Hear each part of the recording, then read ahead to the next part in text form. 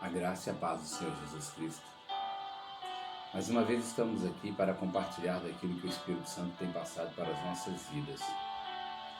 Tem passado através da minha pessoa para a sua vida e também para a minha vida, para a sua casa e também para a minha casa.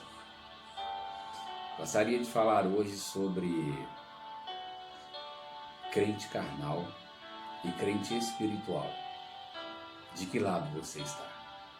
De que lado eu estou? De que lado nós estamos? Porque, infelizmente, amados, existem crentes carnais. E, graças a Deus, existem os crentes espirituais, aqueles que verdadeiramente são guiados pelo Espírito Santo de Deus. Para a nossa meditação nesta noite, eu gostaria de ler uma passagem que está escrito no livro de João, no capítulo 4, o versículo 23, que nos diz assim: Mas a hora vem, e agora é, em que os verdadeiros adoradores adorarão ao Pai em espírito e em verdade, porque o Pai procura tais que assim o adoram. O verso 24 continua dizendo: Deus é espírito, e importa que os que o adoram o adorem em espírito e em verdade. Deus é espírito, e importa que os que o adorem em espírito e em verdade. Amados, se esta palavra está escrita na Bíblia Sagrada, é porque o Senhor nos mostra que existem os verdadeiros e os falsos adoradores. Existem os verdadeiros e os falsos cristãos. E nós sabemos que, infelizmente, a igreja está composta de joio e de trigo. E quando fala do joio e do trigo, fala de crentes. Não fala de ímpio, não fala daquele que não conhece a Deus, não fala daquele que não frequenta a igreja, fala daquele que está ali no meio dos santos. Fala daqueles crentes que participam dos cultos, fala daqueles crentes que fazem parte de conjuntos, fazem parte de equipes de louvores, fala daqueles crentes que fazem parte de liderança na igreja, nas células. Fala daqueles cristãos que estão na casa do Senhor, que parecem santos, mas não são santos. Que vestem como santos, mas não são santos. Que até falam como santos, mas não são santos. Que andam como os santos, mas não são santos. São muitas das vezes lobos vestidos de ovelhas. Eu quero falar aqui nesta noite, através da pessoa do Espírito Santo, chamando a sua atenção e a minha atenção, para que nós nos vemos em que posição nós estamos, do crente carnal ou do crente espiritual. Porque uma coisa é, a Bíblia nos diz que naquele dia chegarão muitos diante do Senhor e dirão: Senhor, Senhor, em teu nome eu profetizei, em teu nome expulsei demônios, em teu nome fiz maravilhas. E o próprio Senhor Jesus dirá: Apartai-vos de mim, maldito, porque eu não vos conheço, eu não vos conheci. Essa palavra vai ser falada para crentes que vão chegar diante de Deus, mas não terão a sua salvação. Vai ser falada para crentes carnais, que passaram toda a sua vida dentro da igreja, mas não nasceram de novo, mas não foram transformados, mas não se encheram do Espírito Santo de Deus. Deram mais lugar à sua carne do que ao Espírito de Deus. E quiseram ser adoradores na carne. E tenha certeza comigo, a sua carne ela não consegue oferecer para Deus uma adoração que chega até o Senhor. Uma adoração que sobe até o trono de Deus. Uma adoração que alegra o Espírito Santo. Só o Espírito Santo é capaz de, através da sua vida, adorar a Deus como Ele é digno de ser adorado. Nós vamos falar agora de alguns comportamentos dos crentes carnais. Eu quero pegar como exemplo algo que eu passei na minha vida. Vou dar um testemunho e vou mostrar para você que, como crente espiritual, eu fui capaz de fazer diferente de uma boa parte de crentes carnais que até se gabam de ter feito de outra maneira. Eu lembro quando eu fui tirar a minha carteira de motorista. Eu fiz o exame escrito de legislação, fui aprovado. Na primeira vez eu fui aprovado na prova de legislação. Fiquei muito feliz com aquela situação. Isso já se passa muitos anos atrás. E eu lembro que na época era muito comum as pessoas terem 6 reprovações, 8 a 10 reprovações para passarem. Estava sendo muito comum pessoas irem para a Colatina, facilitando as suas carteiras em Colatina, e até crentes iam nessa. Até crentes se propunham a ir para uma cidade onde era só você pagar que você passava. Isso é uma atitude de crente carnal. Porque o crente espiritual, ele coloca o seu joelho no chão, ele espera que o Senhor dê o tempo e a ordem para que ele vai, e ele vai saber que a sua vitória é certa. Então ele não precisa tentar facilitar para dizer que conseguiu. Ele vai poder testemunhar de que ele foi na raça, de que ele foi na fé, e o Senhor foi com ele e honrou a vida dele. Eu lembro que eu fiz o meu primeiro teste prático. Eu fui reprovado. Eu fui reprovado na hora de fazer o controle de embreagem. Eu acabei saindo do ponto, cometi um erro ali e fui reprovado na primeira prova. Eu trabalhava num local onde as pessoas tinham acesso, de alguma forma, à polícia civil. Tinha uma certa ligação, era uma área de segurança, então tinha acesso à ligação com a polícia civil. Eu lembro quando eu cheguei no trabalho falando que havia sido reprovado e que ia marcar uma nova avaliação prática, um colega cristão, filho de um pastor, ele então me fez a oferta. Ele falou assim: Adams, se você me der R$300, eu tenho uma senha lá na Polícia Civil, um pessoal meu, eu passo para ele e a sua próxima prova não vai ser mais reprovada. Eu olhei para ele, me senti tentado a aceitar essa proposta, é claro. O fato de ser espiritual, de dar lugar para o Espírito Santo, não evita que a minha carne tente fazer aquilo que Deus não agrada. Ela continua querendo, porque o velho homem não está morto. O velho homem está amortecido pelo poder do Espírito Santo. O velho homem dentro de nós, ele fica amortecido quando nós damos lugar para o Espírito Santo. Quando nós permitimos que ele seja o nosso rei, o nosso Senhor, o nosso Salvador. Quando nós deixamos ele reinar dentro de nós. O velho homem só vai morrer quando nós tivermos os nossos corpos transformados e formos encontrar com Cristo como noiva do Cordeiro. Aí sim, você não vai mais ter desejo de pecar, você não vai mais ter vontade de fazer aquilo que o Senhor não agrada, você não vai mais ser tentado a fazer fora da direção do Espírito Santo. Mas enquanto estivermos ainda nesta carne, que é corruptível, a vontade vem. Mas o crente que não é carnal, que não dá lugar à carne, mesmo que a vontade chega, ele se coloca, ele se posiciona e ele permite que o Espírito Santo reine e ele faz da vontade de Deus. Então, naquele momento que aquele amigo me deu aquela proposta, me fez aquela proposta, ao mesmo tempo que eu pensei em aceitar a proposta, eu até falei: você está me pedindo até pouco, só R$300? Geralmente o pessoal gasta muito mais para ir lá em Colatina para facilitar a carteira. Com R$300 eu consigo ter acesso à minha carteira? Ele falou assim: vai ser mais barato um pouco porque o seu caso só falta mais um teste.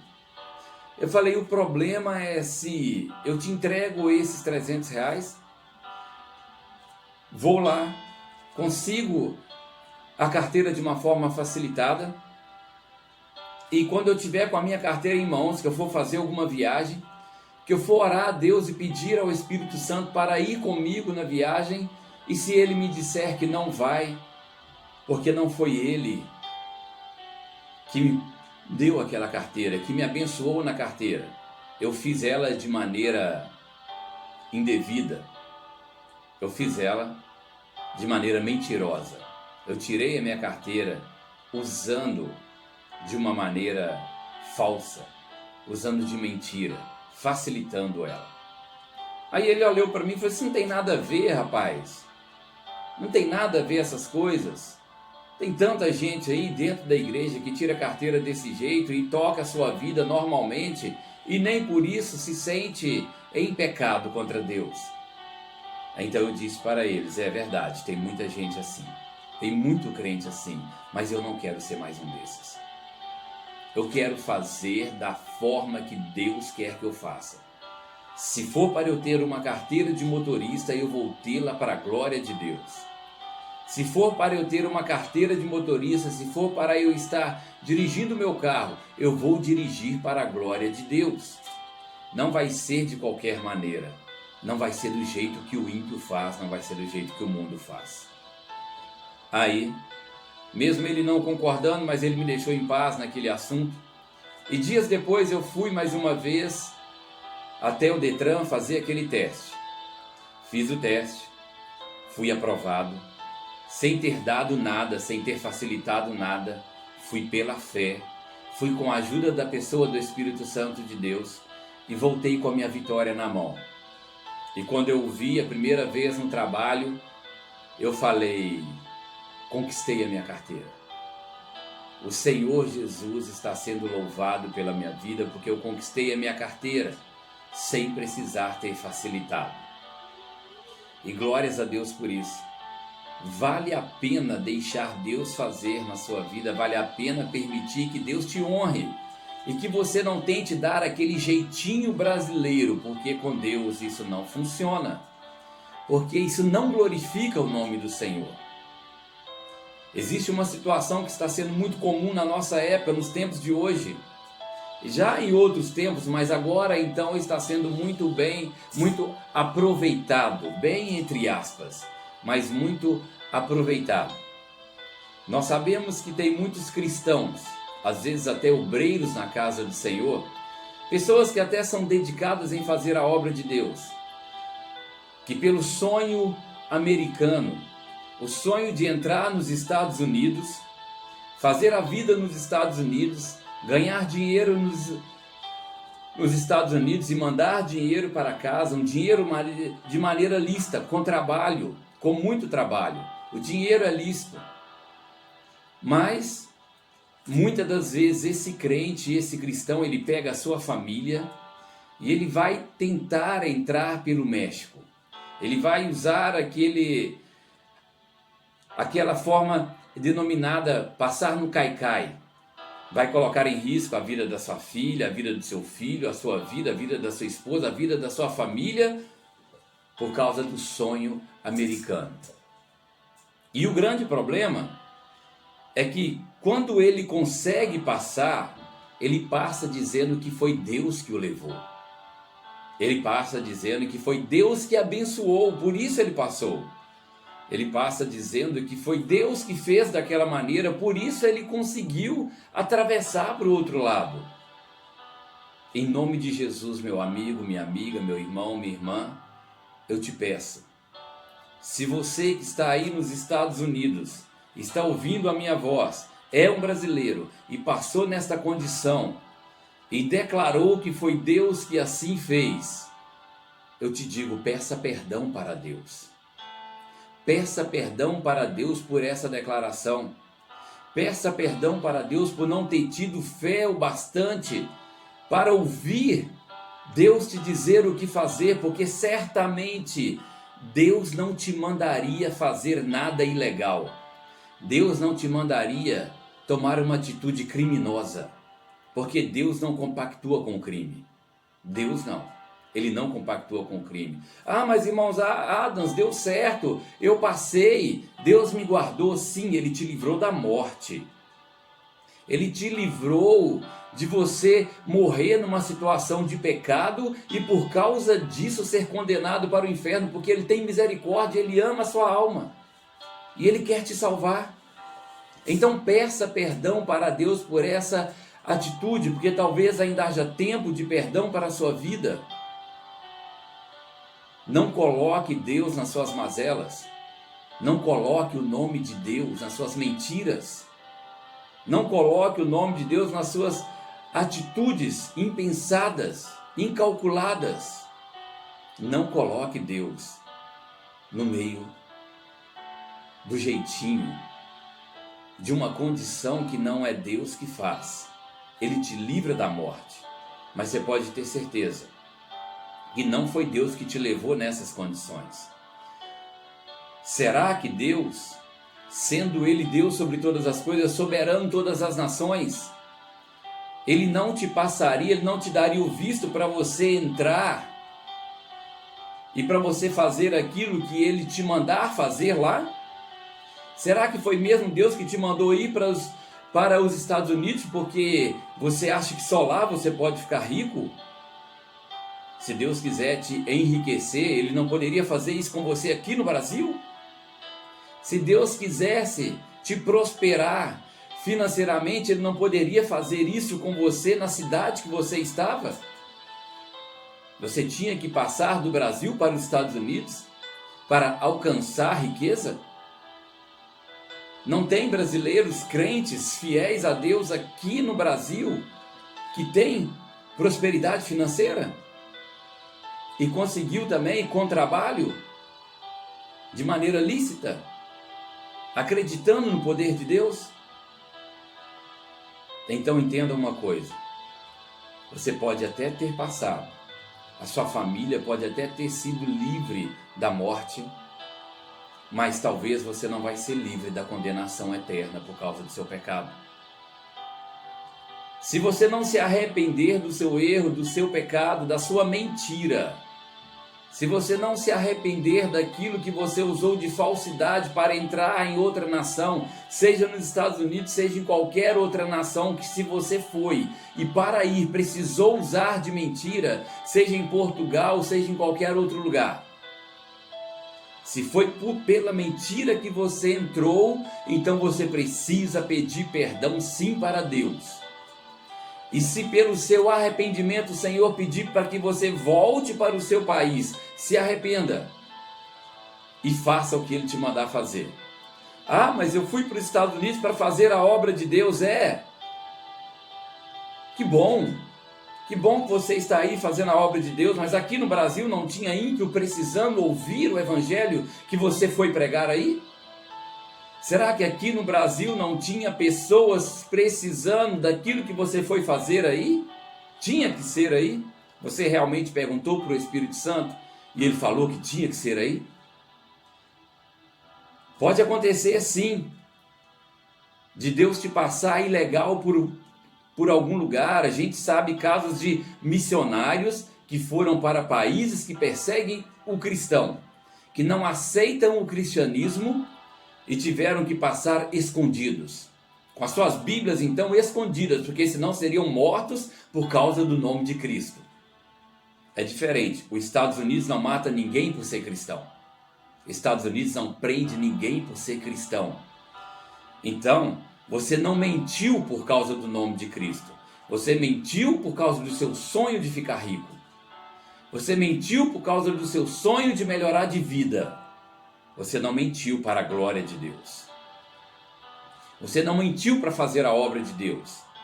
Você pode até estar fazendo ela, mas se você não pediu perdão por ter mentido, por entrar nessa nação que você está, seja ela qual for, este pecado vai chegar diante do Senhor, quando você chegar diante do Senhor, como uma mancha na sua veste. E esta mancha vai ser o bastante para a sua condenação. Tome cuidado. Tome muito cuidado, porque o Senhor te ama e Ele quer te salvar. E por isso Ele usa agora a minha voz para te dizer, peça perdão, se arrependa do seu pecado, porque o pecado que não foi arrependido, ele não tem perdão, ele não é perdoado. O Senhor vai te perdoar quando você se arrepender, Se não houver arrependimento, não haverá perdão. Não haverá perdão. Medite agora no que está sendo falado contigo. Não importa onde você está, não importa que horário que você ouviu esta mensagem, ela é para você, ela é para sua família. Talvez você está condenando toda a sua família por causa desse sonho americano que você foi vivê-lo, ou desse sonho de ser um imigrante no outro país, que você foi vivê-lo sem pedir permissão para o Espírito Santo, simplesmente dizendo eu vou e depois pedir para que Deus te abençoe na passagem, mas não perguntou a ele se deveria mesmo ir. Ei, acorda, ainda é tempo de salvação para a sua vida, ainda é tempo de perdão para o seu pecado. Ei, não permita que o diabo ganhe a sua alma por causa de um vacilo desses. O Senhor te chama para uma vida de santidade, e onde a santidade não cabe o pecado, onde a santidade não cabe o engano, não cabe a mentira, não cabe o jeitinho brasileiro, não cabe a ilegalidade, nem a imoralidade. Eu espero que você entenda que o Espírito Santo está falando contigo nesta noite. Eu quero orar pela sua vida agora. Querido amigo Espírito Santo, restaure esta vida. Querido amigo Espírito Santo, liberte esta vida. Querido amigo Espírito Santo, fale neste coração e transforma este crente carnal em um crente espiritual. Transforma este crente em um verdadeiro adorador que te adora em espírito e que te adora em verdade. Fala, Espírito Santo, neste coração, e que este coração receba a tua palavra e se converta do seu mau caminho e se arrependa do seu pecado e seja salvo em nome de Jesus Cristo.